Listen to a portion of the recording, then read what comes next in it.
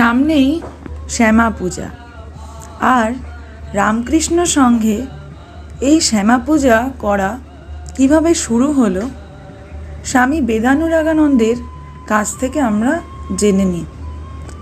বেলুড় মঠ 1902 সাল। কিছুদিন আগেই তিনি দেহত্যাগ করেছেন। দেহত্যাগের আগে তাঁর খুব ইচ্ছা হয় আগামী অমাবস্যায় মঠে কালী পুজো করার। স্বামীজি নিজের শরীর উৎসর্গ করেই সেই পুজোর অধিবাস সম্পন্ন করলেন।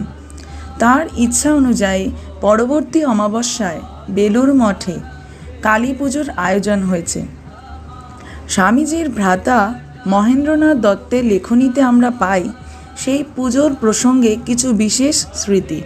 রাত আন্দাজ 2-3টে নাগাদ শ্রীরামকৃষ্ণ পার্ষদ স্বামী শারদানন্দজি মহারাজ ওপরের বারান্দা